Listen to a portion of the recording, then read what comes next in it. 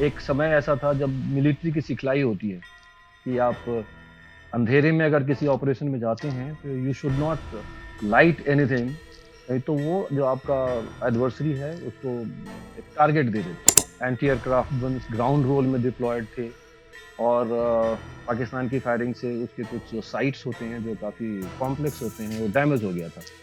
अगर एक मुस्लिम भी एक सिख रेजिमेंट बटालियन को कमांड कर रहा होता है, तो जितने दिन वो कमांड कर रहा होता है, वो सारे रिचुअल्स फॉलो करता है जो एक सिख अपने गुरुद्वारे में फॉलो करता है। और मैं पेट्रोल लीडर था और हमारे साथ लगभग 15-20 जवान थे। तो रात में जब हम वहाँ से वापस आ रहे थे, तो एक एम्बुश हुआ और उन्होंने कब्जा कर लिया मुझे और 3-4 दिन तक मेरा इंट्रोगेशन हुआ था।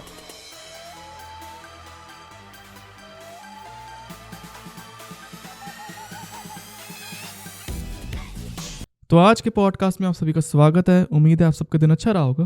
तो सबसे पहले मैं अपने गेस्ट से चाहूँगा कि वो हमें अपने बारे में थोड़ा सा बताएं। ओके, पहले तो good afternoon to you all of you. मेरा नाम ब्रिगेडियर वीएम कुमार है and I am a technical graduate. I did my engineering in 1988 and worked in some public sectors for about 3.5 years. And thereafter, in 1992, I joined Indian Military Academy and passed out in 1993 as a June 91 batch Army officer.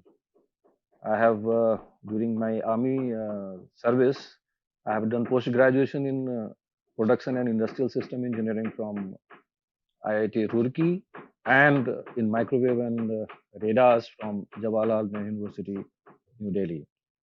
I have also done post graduation in management studies from Osmania University.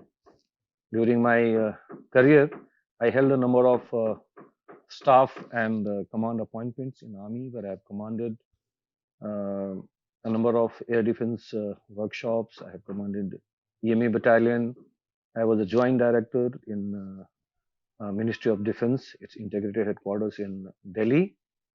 As also, I was head of the engineering support vertical of Army in Arunachal Pradesh, Assam, and Meghalaya. And finally, I was heading the Directorate of Indigenization for Army, and I superannuated from there. So that's in brief my background. Okay, तो मैंने जितने भी podcast किए हैं arm forces Mhm. के लोगों के साथ, I have learn one thing कि उनमें डिसिप्लिन काफ़ी होता है और हाँ मे बी जी, आई थिंक मे बी शायद उनकी ट्रेनिंग की वजह से। तो डू यू हाँ थिंक जी, हाँ कि जी। वहाँ पे जो सिखाया जाता है, जो लाइफ लेसन है, वो रियल लाइफ में भी आप अप्लाई करते हो? अ, वहाँ जो सिखाया जाता है वो रियल लाइफ में अप्लाई करने के लिए ही होता है। वहाँ का जो डिसिप्लिन है वो इस ऑर्गेनाइजेशन का आप ये समझ लीजिए कि उसकी जीवन धारा है, उसका लाइफ है। और वो जो डिसिप्लिन है या उसकी सिखलाई है जो ट्रेनिंग एस्टेब्लिशमेंट्स में, वो सिर्फ डिसिप्लिन ही नहीं है, उसके अलावा भी बहुत सारी चीज़ें सिखाई जाती हैं।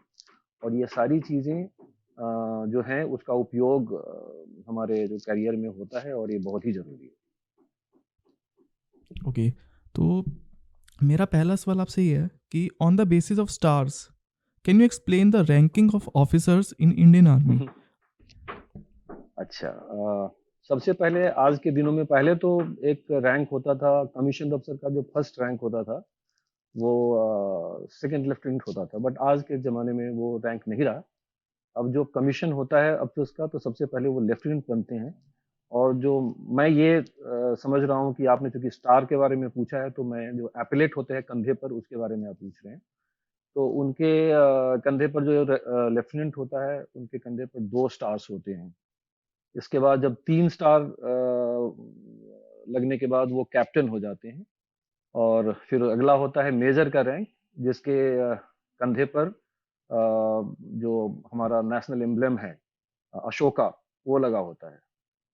इसके बाद होता है लेफ्टिनेंट कर्नल, जिसके हर कंधे पर एक अशोका और एक स्टार होता है। फिर कर्नल होता है, जिसके कंधे पर एक अशोका और 2 स्टार्स होते हैं।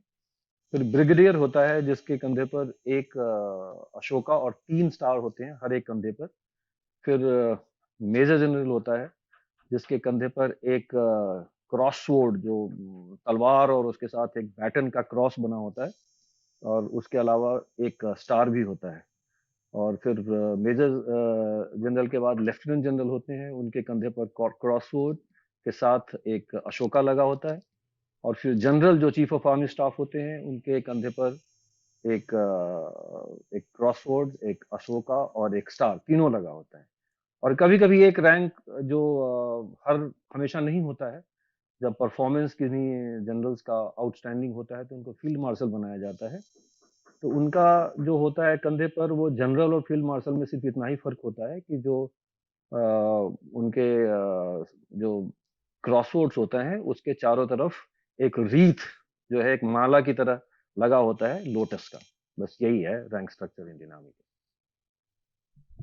ओके, तो मैंने एक आर्टिकल पढ़ा था उसके अकॉर्डिंग कि you have to start very early at the age of 18, तभी आप इन 25 सालों के बाद आप इंडियन आर्मी में एज अ ब्रिगेडियर आप सर्विस करते हो। मैंने वो आर्टिकल पढ़ा, तो मैं चाहता हूँ कि आप एक रोड मैप बताएं हमें कि किस एज में स्टार्ट करना चाहिए और क्या क्या डिफ़िकल्टीज़, क्या क्या प्रोसीजर होते हैं, आप हमें उसके बारे में बताइए। अच्छा, एक्चुअली इंडियन आर्मी के कई इंट्रीज होते हैं। अब आप डिपेंड करता है कि कब आप डिसाइड करते हैं इंडियन आर्मी ज्वाइन करने के लिए। मेरा मतलब है कि वो इंडियन आर्मी है तो एयरफोर्स और नेवी तीनों पर लागू होता है। इंडियन आर्मी के लिए सबसे पहला जो सबसे यंग एज में एंट्री होती है उसको एनडीए बोलते हैं, एक्स एनडीए। उसमें भारतीय लोक सेवा आयोग यूपीएससी एक एग्जाम कंडक्ट करती है एनडीए का, और उसके थ्रू आप एनडीए में जाके डिग्री करते हैं। उसके लिए आपका कहना सही है कि 18 साल की उम्र, मतलब आप जब 10+2 पास कर जाते हैं तब आपको एनडीए का एंट्रेंस एग्जाम देना पड़ता है। एक दूसरी एंट्री होती है, आजकल उसको बोलते हैं टीईएस, टेक्निकल एंट्री स्कीम। उसमें जब आप 10+2 कर लेते हैं, उसमें भी लगभग 18 साल की उम्र होगी आपकी, तब आपको जेई मेन का एग्जाम देना पड़ता है, और उसके कट ऑफ में आते हैं तो फिर आपको सर्विस सिलेक्शन बोर्ड को क्लियर करना पड़ता है। वो भी यूनियन सर्विस कमीशन कंडक्ट करती है। और अगर आप क्लियर कर गए तो फिर आर्मी आपको, उसके 3 इंजीनियरिंग कॉलेजेस हैं, सिकंदराबाद में है एक मऊ में है और एक पुणे में है। वहाँ से कहीं जहाँ पर आप के लिए जगह होगी वहाँ पर आपको वहाँ से डिग्री कराएंगे, और उसके बाद आपको ट्रेनिंग करा के कमीशन दिया जाएगा। तीसरी एंट्री होती है जिसको डायरेक्ट एंट्री बोलते हैं, और वो ग्रेजुएशन करने के बाद आपको एक सीडीएस का एग्जाम होता है, कंबाइंड डिफेंस सर्विसेज का। उसके थ्रू अगर आप पास कर जाते हैं यूपीएससी का एग्जाम, और फिर आप एसएसबी क्लियर कर जाते हैं, तो फिर आपको फिर इंडियन मिलिट्री अकेडमी में ट्रेनिंग के लिए भेजा जाता है। लेकिन अगर आप सीडीएस करेंगे तो 18 साल की उम्र में आप नहीं ज्वाइन कर सकते, क्योंकि आपको ग्रेजुएशन करना जरूरी है। इसलिए मैंने बोला आपको कि वो डिपेंड करता है कि आप किस एंट्री से आर्म फोर्सेस को ज्वाइन करते हैं। और एक और एंट्री होती है जिसको टीजीसी बोलते हैं, टेक्निकल ग्रेजुएट कोर्स। उसमें जब आप किसी इंजीनियरिंग कॉलेज से आपने ऑलरेडी इंजीनियरिंग कर लिया होता है, करने के बाद आप एसएसबी सर्विस सिलेक्शन बोर्ड को क्लियर करते हैं, और फिर आप ट्रेनिंग एस्टेब्लिशमेंट में ज्वाइन करते हैं। तो इसी तरह से अलग अलग एंट्री होती है। लेकिन आपका ये मानना बिल्कुल सही है कि अगर आप टीईएस या एनडीए में के थ्रू के में अगर आप आना चाहते हैं, तो ऐसी परिस्थिति में आपको 18-19 साल की उम्र में लगभग एग्जाम देना पड़ेगा।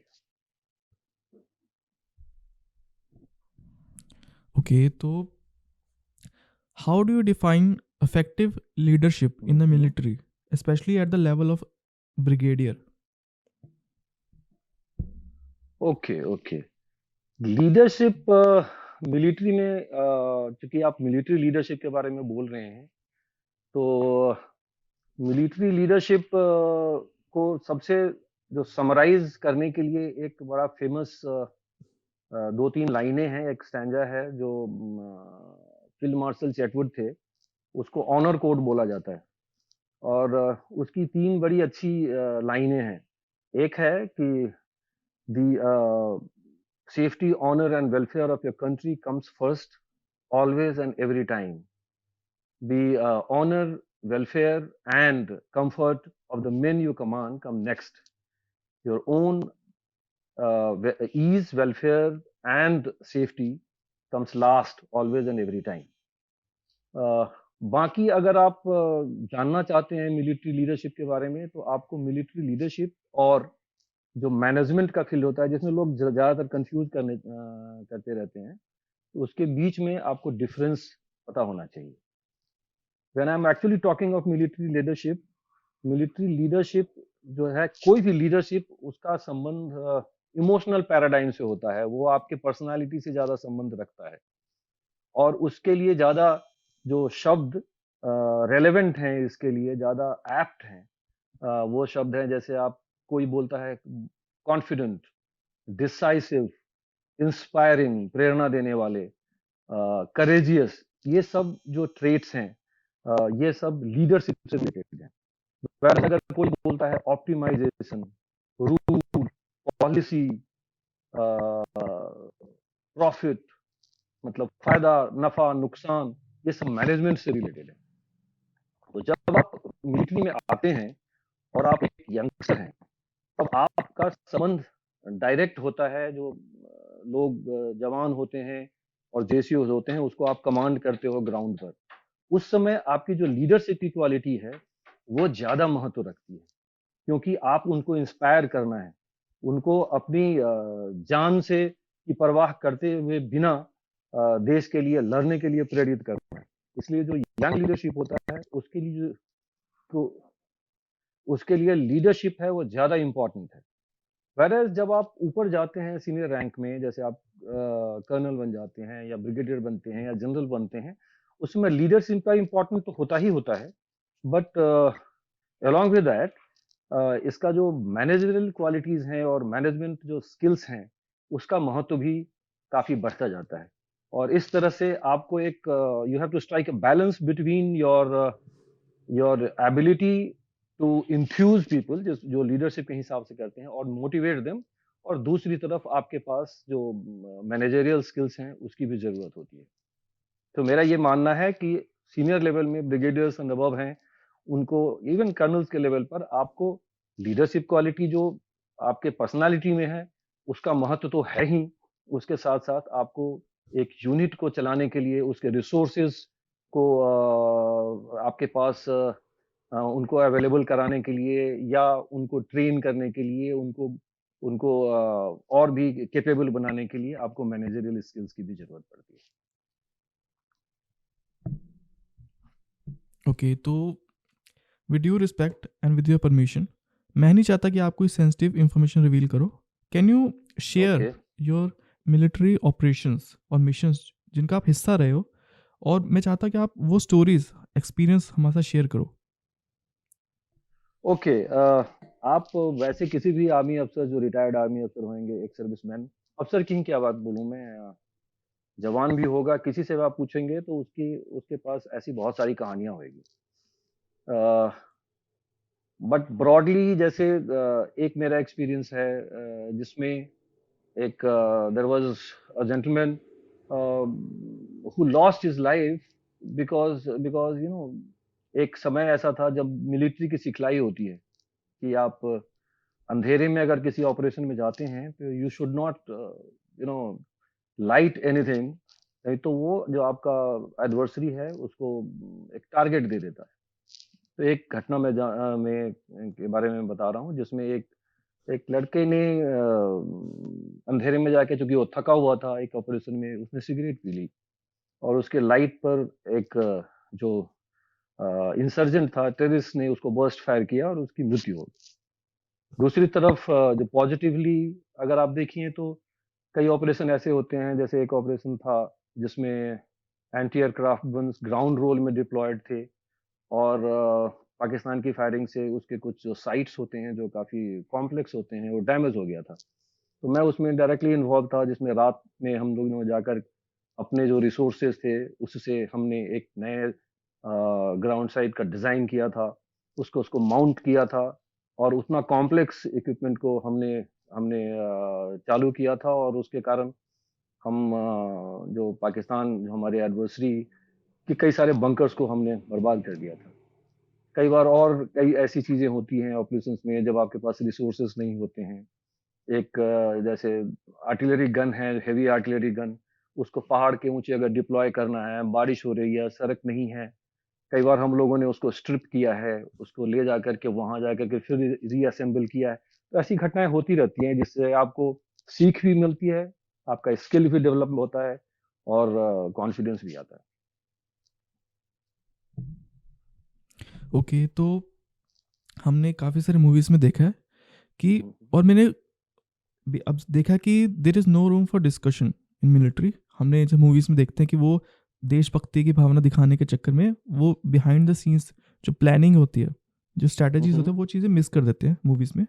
और मैंने जितने भी हम्म, लोगों से बात किया है, एयरफोर्स के, नेवी के लोगों से, उन्होंने ये हम्म, बात बोली है कि there is always a room for discussion. कोई भी क्या कहते हैं ऑपरेशन में प्लानिंग का बहुत बड़ा रोल होता है। तो मैं चाहता हूँ कि आप बिहाइंड द हम्म, सीन्स हमारे साथ शेयर करो किसी भी मिलिट्री ऑपरेशन में, explaining the strategic decision and challenges faced by the team.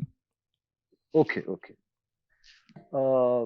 सबसे पहली बात तो मैं आपको ये बताना चाहता हूँ कि जो किसी भी मिलिट्री का जो स्ट्रैटेजी है वो आइसोलेशन में ऐसे डिसीजन नहीं लिए जाते। अब चूंकि आपने ये पूछा तो थोड़ी बहुत ये जो एक सिविल पार्लेंस में भी लोगों को जानना चाहिए कि जो जो नेशनल स्ट्रैटेजी है, मिलिट्री स्ट्रैटेजी नेशनल स्ट्रैटेजी का एक हिस्सा होता है। तो जो टॉप मोस्ट लेवल पर जो नेशनल सिक्योरिटी एडवाइजर हैं, नेशनल सिक्योरिटी काउंसिल हैं, उसका हिस्सा स्ट्रैटेजिक ग्रुप होता है, या एक नेशनल सिक्योरिटी एडवाइजरी ग्रुप होता है, साइबर सिक्योरिटी के ग्रुप होते हैं। ये सब की एक टीम होती है नेशनल सिक्योरिटी काउंसिल में। और उसके साथ जो हमारे देश के ये जो होते हैं थिंक टैंक्स होते हैं, कई सारे जो दिल्ली और उसके आसपास में होते हैं, वो लोग भी एसोसिएटेड हैं।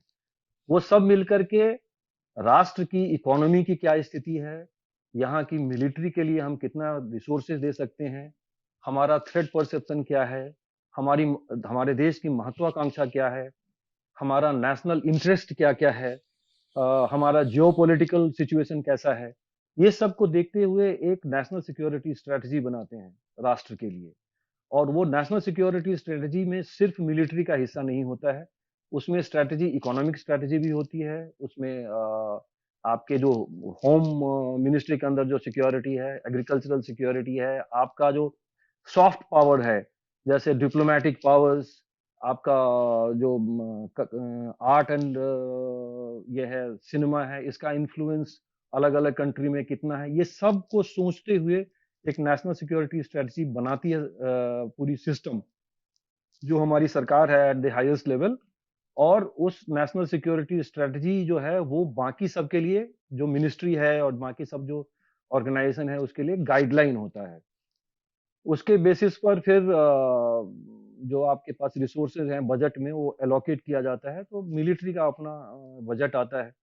और उस सिक्योरिटी स्ट्रेटजी से ही कल आउट करके मिलिट्री स्ट्रेटजी बनती है। और जब मिलिट्री स्ट्रेटजी बनती है तो आर्मी, एयरफोर्स और नेवी अपनी अपनी स्ट्रेटजी बनाते हैं।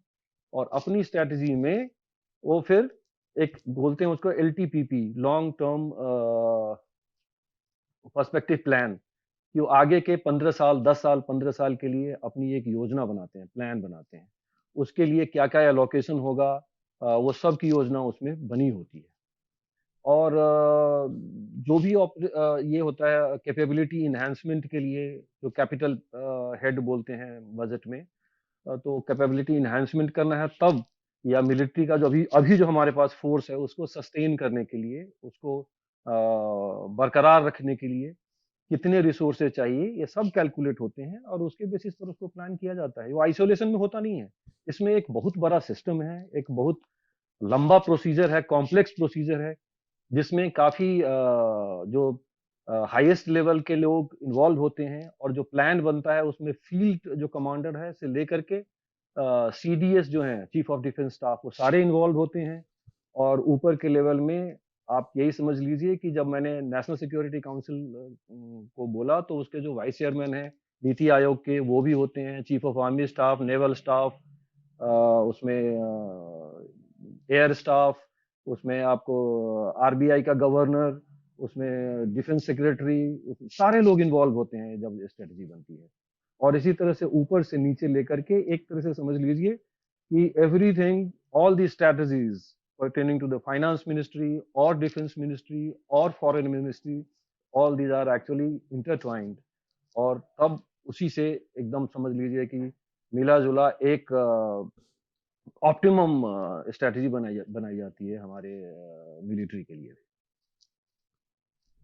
ओके, तो जो सवाल मैं पूछने वाला हूँ, it may be personal to you. तो कभी आपको ये फीलिंग आई है कि this day will be the last day of my life? क्योंकि आप आर्मी में हो तो आपको हर दिन कोई ना कोई नया खतरा रहता होगा काफ़ी सारे मिशंस में, तो ऐसी फीलिंग आती? नहीं, ये फीलिंग नहीं होती है, क्योंकि हमने आर्मी में ज्वाइन किया तो ये जरूर हमें पता था कि इसमें थोड़े से रिस्क हैं, बट ये रिस्क तो हमने जानबूझ करके लिया था। और ये सोच के कोई नहीं जाता है कि हमारा ये आखिरी दिन होगा या आखिरी साल होगा। हम लड़ाई जीतने के लिए आते हैं, वहां मरने के लिए नहीं जाते हैं।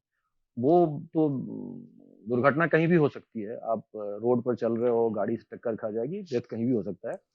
लेकिन जो आर्म फोर्सेस में सिखलाई किसी की मृत्यु के लिए नहीं होती है, उसका रिस्क होता है, but ultimately our aim is to win the war and not sacrifice our life.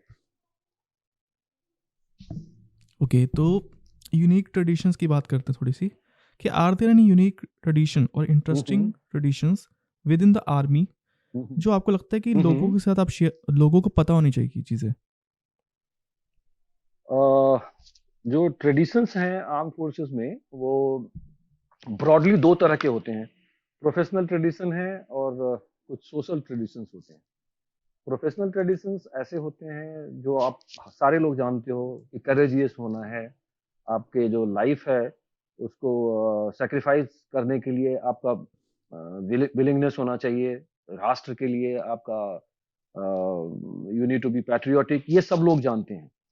लेकिन कुछ इंटरेस्टिंग सोशल ट्रेडिशंस हैं जो काफी अच्छे हैं, और मैं ये चाहता हूं कि आपके माध्यम से लोगों को पता चलना चाहिए कि ऐसे भी ट्रेडिशंस हैं आर्म फोर्सेस में। सबसे जैसे में एक होता है वहाँ respect for ladies.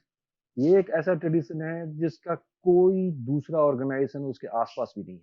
The kind of respect which is given to the ladies in the army is just unparalleled. दूसरा है कि धर्मनिरपेक्षता। आर्मी में धर्म, जाति, इस सब का कोई महत्व नहीं है। इनफैक्ट आपको आश्चर्य होगा कि एक कमांडिंग अफसर जब यूनिट को कमांड करता होता है तो उसको उसका जो धर्म है उस उन दिनों के लिए, जितने दिनों तक वह कमांड करता है, वो वही होता है जो उसके ट्रुप्स का धर्म होता है। अगर एक मुस्लिम भी एक सिख रेजिमेंट की बटालियन को कमांड कर रहा होता है, तो जितने दिनों वो कमांड कर रहा होता है वो सारे रिचुअल्स फॉलो करता है जो एक सिख अपने गुरुद्वारे में फॉलो करता है। और हर यूनिट में आप जाएंगे तो सबके लिए स्पेस होता है। इस्लामिक जो अपना है प्रे करना चाहते हैं उनका अपना एक स्पेस है, हिंदूज हैं उनके लिए एक अलग स्पेस है, क्रिश्चियंस अगर वहाँ पर हैं तो उनके लिए एक अलग स्पेस है। और ये एक बहुत ही बढ़िया जो सेकुलर इन्वायरमेंट में होता है इस मिलिट्री का, जिसमें यू नो धर्म विशेष के बारे में कोई सोच और कोई अलग सोच नहीं होती है। दूसरा ये है कि आर्मी बिल्कुल ही अपोलिटिकल है, तो राजनीति से बिल्कुल दूर है।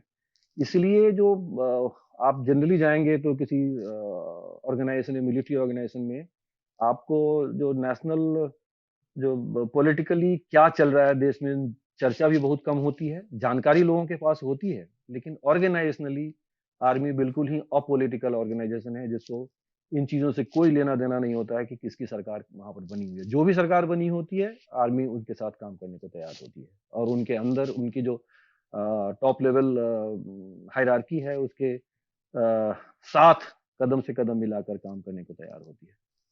तो इस तरह से और भी कई सारे ट्रेडिशंस होते हैं। आर्मी में जो नए यंग अफसर आते हैं उनकी जो ट्रेनिंग होती है, उनका ग्रूमिंग होता है, वो एक कलेक्टिव प्रोसेस होता है जिसमें फैमिली मेंबर्स जो होते हैं अफसर्स के वो भी उसमें इन्वॉल्व होते हैं। और जो लेडीज होती हैं उनकी भी एक ट्रेनिंग होती है, क्योंकि उनको भी एक आर्म फोर्सेस का, उनको आप अलग हिस्सा नहीं मान सकते, उनकी भी अपनी जिंदगी आर्म फोर्सेस के साथ उन्हीं की तरह की हो जाती है। तो उनकी भी एक तरह से समझ लीजिए कि फैमिली लेवल पर धीरे धीरे ग्रूमिंग होती है और वो सारे मिलजुल के करते हैं। इसलिए वो एक आर्मी में बहुत सारे ऐसे ट्रेडिशंस हैं जो काफी इंटरेस्टिंग है। ओके, तो अगर मैं बात करूँ एआई की, आर्टिफिशियल इंटेलिजेंस की, या जो टेक्नोलॉजीज, ये जो हम्म इमर्जिंग टेक्नोलॉजीज हैं, ये जो आर्टिफिशियल इंटेलिजेंस और हम्म साइबर वॉरफेयर, ये किस तरीके हम्म से इनका क्या रोल है बेसिकली मॉडर्न मिलिट्री ऑपरेशंस में? मॉडर्न मिलिट्री में एक्चुअली टेक्नोलॉजी के हिसाब से आप देखोगे तो आर्म फोर्सेस जो है ना, मोस्ट ऑफ द टेक्नोलॉजी, पहले आप देखेंगे कि आर्म फोर्सेस में ही उसके उसने काफी इंपॉर्टेंट रोल प्ले किए हैं, और कई सारी ऐसी टेक्नोलॉजी है जो आर्म फोर्सेस से ही सिविल वर्ल्ड में उसको बोरो किया गया हुआ है। जैसे आपने चूंकि अभी तुरंत नाम बताया इसका, आर्टिफिशियल इंटेलिजेंस का, तो आपने देखा होगा आजकल ड्रोन स्वार्म्स बहुत यूज हो रहे हैं। ड्रोन, अभी ड्रोन उड़ा लेना काफी नहीं है, उसकी उपयोगिता है कि वो जब जो बॉर्डर एरिया या एलओसी या एलएसी के आसपास जब वो ड्रोन जाता है, तो उसका उस आर्टिफिशियल इंटेलिजेंस का यूज करके, एआई का उपयोग करके, वहां पर क्या होता है कि जो टारगेट है वहां पर बॉर्डर एरिया का, उसका एनालिसिस ड्रोन करती है। और ड्रोन से उसका काम होता है कि जितने भी ये हैं टारगेट का जो लोकेशन है या उसका थ्रेट एप्रिसिएशन है, उस सब को वो करके और पीछे की ओर रिले करता है। जो स्वार्म्स में सैकड़ों ड्रोन एक साथ होते हैं, तो एक से दूसरे, दूसरे से तीसरे, पीछे की ओर रिले करते रहते हैं। तो इसलिए ड्रोन स्वार्म्स में एआई का यूज होता है। एआई का यूज आपको होता है, जैसे आईओटी है, इंटरनेट ऑफ थिंग्स, उसमें एआई का यूज करके जो इक्विपमेंट है, जो आर्म फोर्सेस का, उसको ऑपरेशन में भेजने से पहले उसका क्या हेल्थ है, उसको एसरटेन करने के लिए एआई का उपयोग होता है। एआई का उपयोग आपको, जो आजकल एक ऑटोनोमस ड्राइवरलेस व्हीकल्स काफी सारे अभी इंडियन आर्मी में भी इंडक्शन होने के कगार पर है और कई जगह वर्ल्ड में यूज होते हैं, तो उसमें भी एआई का उपयोग करके ही उन गाड़ियों को बिना ड्राइवर के ऑपरेशनल एरिया में भेजा जाता है। उसमें लॉजिस्टिक्स जो है उसके सपोर्ट के लिए उसका उपयोग किया जाता है। जो कोई घायल हो गया या बीमार हो गया, उसके इवैक्यूएशन के लिए, कैजुअलिटी इवैक्यूएशन में भी उसका उपयोग होता है। इसके अलावा आपको जो साइबर सिक्योरिटी है उसका, चाहे वो ऑफेंसिव ऑपरेशंस हैं या डिफेंसिव साइबर सिक्योरिटी ऑपरेशंस हैं, जैसे साइबर फील्ड में अगर आपने दुश्मन के जो कंप्यूटर हैं या उनके जो नेटवर्क इक्विपमेंट हैं, उसको अगर आपने इनकैपेसिटेट कर दिया, उसके डाटा और उसके इंफॉर्मेशन को वो नहीं खुद ही एक्सेस कर सकते हैं, या उसको आपने डिस्ट्रॉय कर दिया, ये सब ऑफेंसिव ऑपरेशंस हैं। उसी तरह से हम ये इंश्योर करने के लिए कि दुश्मन हमारे डेटा और हमारा जो इंफॉर्मेशन है उसको एक्सेस नहीं कर सके, ये सब डिफेंसिव ऑपरेशंस हैं। और ये सब तो होता ही रहता है हमेशा। इसके बारे में टॉप लेवल में ऑर्गेनाइजेशन जैसे सर्ट-इन है, computer emergency response team India का है, या फिर एनटीआरओ है, नेशनल टेक्नोलॉजी रिसर्च ऑर्गेनाइजेशन, ये सब लगे हुए हैं, रिसर्च करते रहते हैं। आर्मी की अपनी टीम है जिस ऑपरेशन में लगी रहती है। ये सारे आजकल बहुत इंपॉर्टेंट हो गए हैं, क्योंकि अपने अगर डाटा आजकल तो अगर किसी को मिल गया, ऑपरेशनल डेटा मिल गया, तो फिर आपकी आप पर दुश्मन भारी हो जाएगा। और इसलिए ये सब इंश्योर करना होता है कि हमारे डेटा प्रोटेक्टेड हैं। और अगर हमने कोई ऑफेंसिव एक्ट करना है तो हम ये कोशिश करेंगे या करते हैं कि दुश्मन का डाटा हमें मिल जाए, उनका इंफॉर्मेशन हमें मिल जाए। और इस फील्ड में जैसे आपने पूछा है कि आर्टिफिशियल इंटेलिजेंस और ये साइबर सिक्योरिटी, इन दोनों को आपस में मिला करके भी एक डेडली कॉम्बिनेशन बनता है, और इसका भी उपयोग मिलिट्री फील्ड में किया जाता है। ओके, तो मैं जानना चाहता हूँ कि how has the Indian army evolved in terms of diversity and inclusion during your career? Oh, there have been sea change. You know, when I joined army, we didn't have any women officer in armed forces, especially in regular arms and services. लेकिन over the years सबसे जो change हुआ है, जैसे आपको women officers का induction, ये एक चेंज हुआ है। अगर आप देखेंगे कि इंक्लूसिव ज़्यादा होने के लिए उसमें जितने भी आर्मी के प्योर रेजिमेंटेशन होते थे, जहाँ पर माना जाता था कि कुछ जो रेसेस हैं, जैसे सिख हैं, गोरखा हैं या मराठास हैं, ये सब मार्शल रेसेस होते हैं। आजकल ये कॉन्सेप्ट हट गया हुआ है और इसकी जगह अभी सभी बराबर हैं, तो इसको ज़्यादा इंक्लूसिव बनाने की कोशिश हुई है और changes in terms of equipment काफ़ी चेंजेस हुए हैं। लिथैलिटी इक्विपमेंट की बढ़ गई है, मारक क्षमता बढ़ गई है। हम लोग जब ज्वाइन किए थे तो भारत एक काफ़ी गरीब देश हुआ करता था, तो पैसों की भी कमी थी, इसलिए उतना अफोर्ड नहीं कर सकते थे। आज मेक इन इंडिया के में जब गवर्नमेंट ने ज़्यादा जोर देना शुरू किया, तो आजकल काफ़ी कुछ बनने भी लगे हैं। इनफैक्ट हम लोगों ने अब काफ़ी सारे इक्विपमेंट एक्सपोर्ट करना शुरू कर दिया है। तो there have been lots of changes in last 30 years, more than 30 years which I have spent in this organisation. और ये ज़्यादा इफ़ेक्टिव हो गई है, इसके पास ये ज़्यादा एफ्लुएंट हो गई है पहले से, इसके पास इक्विपमेंट अच्छे हो गई हैं और महिलाओं के आने से भी इसमें इसका जो ऑर्गेनाइजेशन है वो ज़्यादा इफ़ेक्टिव और इंटरेस्टिंग हो गई है। ओके, तो थोड़ा सा आउट ऑफ कॉन्टेक्स्ट में क्वेश्चन पूछूंगा, आपकी फेवरेट मूवी कौन सी है? मूवी तो बहुत है, बहुत है। हमने एक समय था जब एक 1962 पर एक फिल्म होती थी हकीकत, अगर मिलिट्री के बारे में हम चर्चा कर रहे हैं तो वो एक अच्छी मूवी थी। मूवी में कुछ हॉलीवुड की एक दो मूवीज हैं पुराने हमारे समय के, वो सब अच्छे थे। आजकल के समय में अक्षय कुमार की कई सारी फिल्में हैं जो अच्छी है, फिल्में मैं देखता हूँ और फेवरेट एक को बताना तो मुश्किल है, बट है कई सारे एक्टर्स हैं जिसकी फिल्में मुझे अच्छी लगती है। अभी रिसेंटली अभी एक रिलीज हुई है फाइटर, वो कल मैं देख के आया हूँ, मुझे वो भी अच्छी लगी। अभी एक फिल्म आई थी सैम बहादुर, फिल्म मार्शल सैम मानिक साहब पर जो रिलीज हुई थी, विकी कौशल वाली, वो भी एक अच्छी फिल्म थी, मुझे अच्छी लगी। तो इस तरह से मुझे फिल्में अच्छी लगती हैं और मैं देखता हूँ। ओके, तो इन योर ओपिनियन, आपके पर्सपेक्टिव से मैं जानना चाहूँगा कि कौन कौन से सिग्निफिकेंट सिक्योरिटी चैलेंजेस हैं जो राइट नाउ इंडिया फेस कर रहा है, इंडिया या पूरी दुनिया? अच्छा, इंडिया को तो कई सारे चैलेंजेस हैं। जैसे अभी मान लीजिए आपने हमसे मुझसे पूछा था कि कैसे स्ट्रैटेजी वगैरह इवॉल्व होती है। तो स्ट्रैटेजी बनाना एक चीज है, बट उसके लिए जैसे चैलेंजेस है, एक पहला चैलेंज है अवेलेबिलिटी ऑफ रिसोर्सेज, एक चैलेंज है कि हमने प्लान कर लिया, लॉन्ग टर्म पर्सपेक्टिव प्लान बना लिए, एनुअल एक्विजिशन प्लान बना लिए, उसके हिसाब से हमको इक्विपमेंट खरीदने हैं, हमारे पास यूनिट रेज करने हैं। तो वो एक रिसोर्सेज हैं, वो एक चैलेंज होता है। दूसरा चैलेंज है अवेलेबिलिटी ऑफ टेक्नोलॉजी। वर्ल्ड में टेक्नोलॉजी बड़ी तेजी से बदल रही है और we also want those kind of modern equipment, but उसके लिए वो टेक्नोलॉजी हमारे पास कई बार नहीं होते हैं।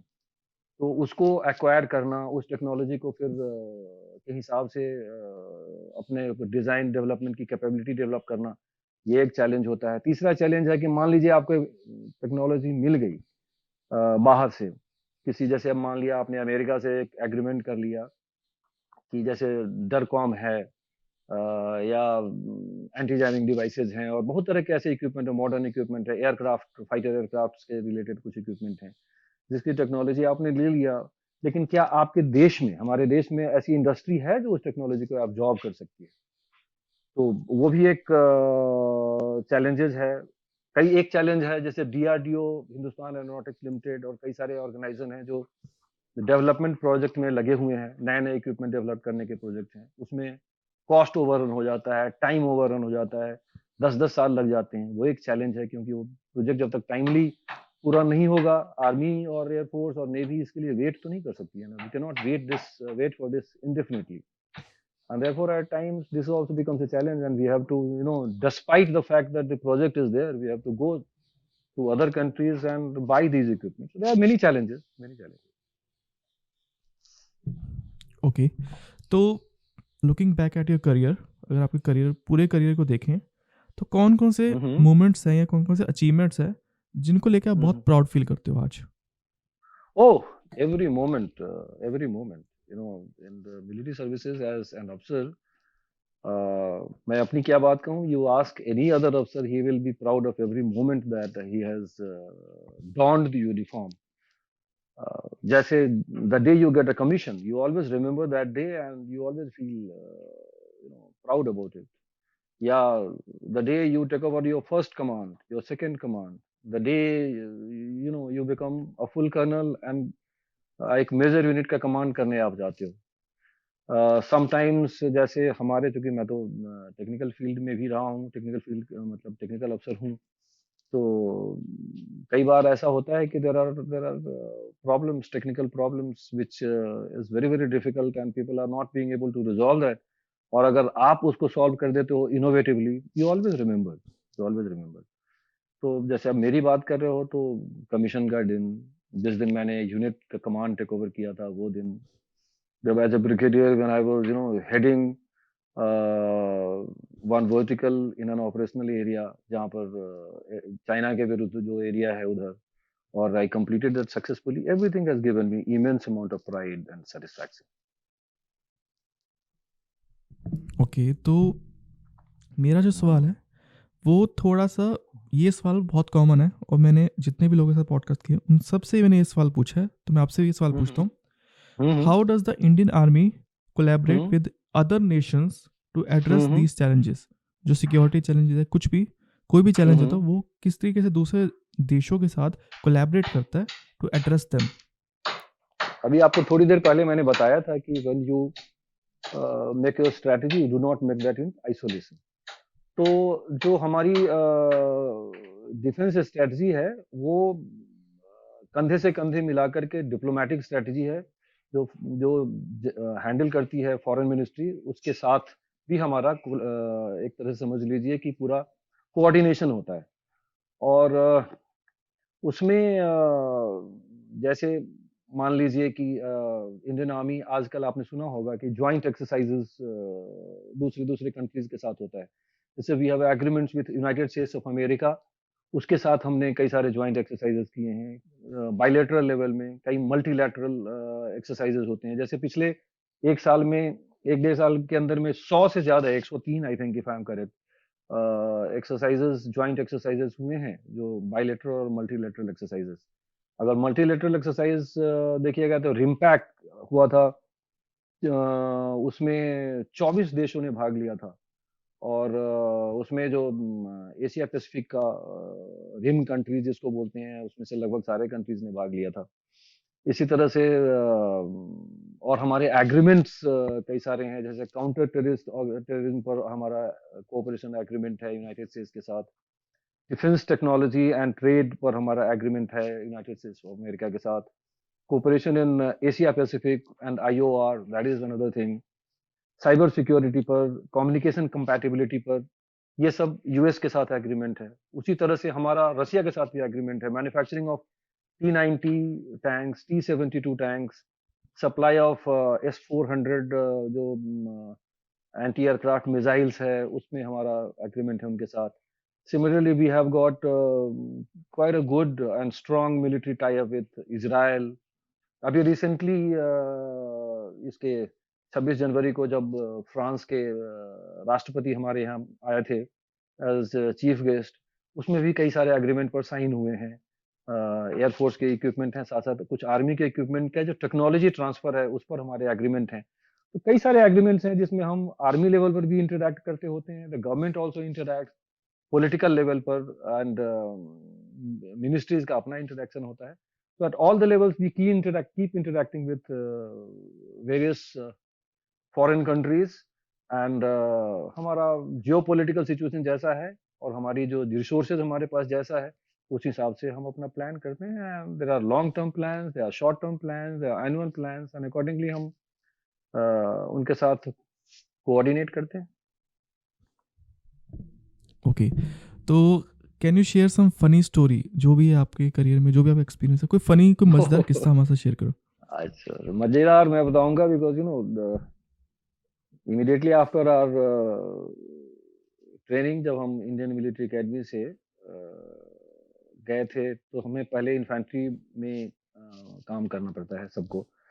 तो जब मैंने एक इन्फेंट्री बटालियन ज्वाइन की थी, तो दूसरे दिन, जिस दिन ज्वाइन किया था, उसके अगले दिन हमें एक ऑपरेशनल एरिया में एक पेट्रोल में भेजा गया हमें। और मैं पेट्रोल लीडर था और हमारे साथ लगभग 15-20 जवान थे। तो रात में जब हम वहां से वापस आ रहे थे, तो एक एम्बुश हुआ और मैं मतलब उन्होंने कब्जा कर लिया मुझे। और 3-4 दिन तक मेरा इंट्रोगेशन हुआ था। और लास्ट में पता चला कि ये सब एक्चुअली में कुछ भी नहीं हुआ था। उस यूनिट ने हमें ये सब एक स्टेज मैनेज था, हमें एक्सपोज करने के लिए कि this is the kind of environment you are suppose to work in. तो उसमें काफ़ी सारा इंट्रोगेशन हुआ, काफ़ी सारे बातें हुई और लास्ट में मुझे बताया गया कि वो ये चेक करना चाहते थे कि ये जो ट्रेनिंग करके लड़का आया है, नया अफ़सर है, ये क्या करेज है इसके पास, कैसे हैंडल करता है, कितना इंटेलिजेंट है और कितना कॉन्फिडेंट है, ये सब चेक करने के लिए वो करते हैं। तो काफ़ी इंटरेस्टिंग था। It was very, very interesting and in the end of this thing after 3 days I was told that you are good और बस दैट फिनिश्ड। सो ऐसी भी घटना हुई थी, कई सारी ऐसी-ऐसी होती रहती हैं। Military has got its own way of training people and ascertaining their you know capabilities. Okay, तो जितने भी लोग who wants to pursue a career in Indian army, hmm, तो आप उनको क्या एडवाइस दोगे? अगर परस्यू करना चाहते हैं आर्मी में, तो सबसे पहला काम है आप अपना इंट्रोस्पेक्शन कीजिए। आप अपने को देखिए कि आप क्या आर्मी में सिर्फ किसी दूसरे की बात सुन के ज्वाइन करना चाहते हैं, या आपकी इच्छा है ज्वाइन करने की। और देन यू मस्ट सी कि अगर आप इंटेलिजेंट हैं, आप चैलेंजेस फेस करना चाहते हैं, आप में जज्बा है मिलिट्री में काम करने के लिए, आप इंटरप्राइजिंग हैं, तो फिर this job is for you. It's a brilliant job, it is excellent job, you will never regret it. बढ़िया है, आगे जाइए और कीजिए। बट सबसे पहला जरूरी काम यह है कि आप अपने आप को इंट्रोस्पेक्ट कीजिए। और मैं ये नहीं कहूंगा कि आर्मी ही में ज्वाइन करके आप देश सेवा करेंगे और बाकी जगह नहीं कर सकते। नो, आप कहीं भी जाइए, अच्छा काम करेंगे, आप अपने राष्ट्र की सेवा करते हैं। इसलिए पहले अपने आप को देखिए। और अगर आपको लगता है कि मैं I am intelligent, I am courageous, मेरे पास चैलेंजेस लेने की इच्छा है मुझ में, मैं इंटरप्राइजिंग हूँ, तो फिर कोई प्रॉब्लम नहीं है। This is a brilliant career in all aspects of your life. You will have a great life in armed forces. You will have lots of responsibility, challenges, and you will get lots of respect from the country, from your command. So go ahead. और कोई young अफसर है जैसे आपने बोला, तो उनके लिए तो मतलब I always, someone who has already cleared SSB and is ready to join this organization, I'll always tell them, congratulations, you have opted for a brilliant career, and go as per the honor code that is going to be taught to you during your training. Okay, तो let's suppose you have the power to take any action. तो अगर मैं आपको एक दिन के लिए इस देश का पीएम बना दूं, लेट्स सपोज आप एक दिन के लिए आप प्राइम मिनिस्टर बन गए इंडिया के, तो आप क्या करोगे? आपके पास पावर है, कुछ भी आप कर सकते हो। पहली बात तो ये है कि एक दिन का पीएम बना करके पूरी दुनिया बदल देना या सिनेमा में होता है। मतलब जनरल लाइफ में the country is too complex to change everything of the country within one day. Yes, there are certain things which I would like to do, but those are political decisions which are required to be taken as the prime minister of a country, and those political decisions are taken in a context. तो इसलिए ये मैं ऐसे नहीं बता सकता कि एक दिन में मैं पूरी दुनिया बदल दूंगा कंट्री का। Country is too complex to be changed in one day. It can be done only in a cinema and not in the real life. Okay, तो what steps do you think which are necessary to encourage more women to pursue career in military? There are certain things which are already being taken. हमारे जो armed forces का जो administrative infrastructure है, that needs to be further improved to be made more women friendly. We have to also give them opportunity in all arms and services. अभी क्या है कि एक दो आर्म ऐसा है जैसे इन्फेंट्री है, आर्टिलरी है, उसमें there are women officers are not permitted. In my opinion, this is my personal opinion, that they should be given commission into infantry also. क्योंकि जो गोली चलती है वो ऐसा तो होता नहीं है कि आदमी को लग जाएगी और महिला को नहीं लगेगी, या महिला जब चलाएगी तो वो दुश्मन को नहीं लगेगा, ऐसा कुछ नहीं होता. And we must approach them, encourage them, and that's it. They are good enough, they are capable. The only you have to ensure that they are given same kind of opportunity as men. The only thing is that some administrative infrastructure has to be developed, which help them, which support them in the organization. That's okay. Otherwise, there is absolutely no problem. They'll do wonders for your country. Okay, so how do you do transition from a military career to civilian life? और क्या-क्या hobby, क्या-क्या आपके interest है जब आप free होते हो? अच्छा, चलो मैं पहले आपको मिलिट्री लाइफ आपको भी पता है और सब लोगों को पता है कि मिलिट्री में you are very discipline, you are dedicated, you are goal oriented, you are go getters. तो ऐसे लोगों की तो सिविल में भी जरूरत है. And you have all kind of skills. So depending upon आप कौन से आर्म्स और सर्विस में और क्या स्पेशलाइजेशन आपका रहा है, उसी हिसाब से आप अलग अलग ऑर्गेनाइजेशन में सूटेड होते हो. But all organization require disciplined people. All organizations require dedicated people. All organizations requires intelligent people. All organizations requires enterprising people. और इस हिसाब से सिविल में बदल जाना मतलब किसी जगह काम करने में कोई इतना मुश्किल नहीं है. यस, सोशल लाइफ में थोड़े चेंजेस होते हैं क्योंकि हमारी आदत बन जाती है पूरे समय में कि हम एक डिसिप्लिन और स्ट्रक्चर्ड लाइफ लीड करते हैं आर्मी में. सिविल में ऐसा नहीं होता है, specially in democratic countries like ours. But ultimately फौज ज्वाइन करने से पहले वी वर ऑल सिविलियंस, और जब रिटायर होके आते हैं we have again become civilians. All our family members are civilians, so therefore should not be too much of problem. In fact any organization which hires military personnel will always be benefited by their dedication, their discipline and intelligence. So should not be a problem. और रही बात मेरे पास time की, तो I do lots of reading. I have musical inclination, तो मैं कुछ instruments वगैरह बजाता हूँ, गोल्फ खेलता हूँ और कई तरह की चीजें. आपको अभी बताया मैं मूवी भी देखता हूँ. So I have got lot many interest and सारी चीजें परस्यू करता हूँ. ओके, तो रैपिड फायर राउंड, मैं आपसे कुछ सवाल पूछूंगा, आपको उनका जल्दी जल्दी से जवाब देना है, ठीक है? तो if you could have a TED talk, तो आप किस टॉपिक के ऊपर बात करोगे? अगर देना होगा टॉपिक तो मैं नेशनल कैरेक्टर के बारे में बात करूंगा. Okay, let's suppose time travel is possible और आपके पास टाइम मशीन है, तो आप पास्ट में जाके अपने प्रीवियस वर्जन को आप क्या सलाह दोगे या क्या बातचीत करोगे? मैं प्रीवियस वर्जन को सलाह करूंगा कि फिर से तुम आर्मी ज्वाइन कर लो.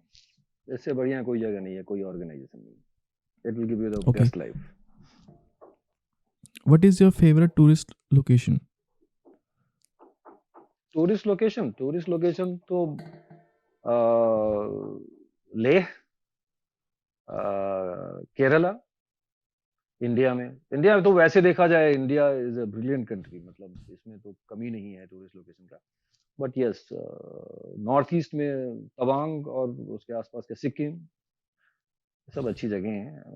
वैसे मैं हर जगह जाता रहता हूँ and I like most of the places in India. Abroad of course I like Indonesia, Europe से ज्यादा मतलब साउथ अफ्रीका तो है। काफी सारी जगह हैं, दुनिया तो घूमने की जगह है, जहाँ जाओगे if you have that inclination you will like all the places. Who is your inspiration? Who is my inspiration? My inspiration has been my father. Okay, तो बिफोर रैपिंग द पॉडकास्ट आप हमारे जितने भी लिसनर्स हैं उनको कुछ कहना चाहोगे? इनको तो यही बोलूंगा कि जो एक सोल्जर है उनको आप please respect the soldiers because they actually dedicate everything for the betterment of the country and its security. जो शहीद हो जाते हैं उनके डिपेंडेंट्स हैं और उनके जो फैमिली मेंबर्स है, please look after them because this is our moral responsibility. They have died for our present and therefore उनका लुक आफ्टर करना हमारी जिम्मेवारी है। और कभी किसी एक सिपाही से और किसी आर्मी पर्सनल से गलती हो जाती है, please do not condemn the whole organization. It is a brilliant organization. It will never let you down. Army will never let you down.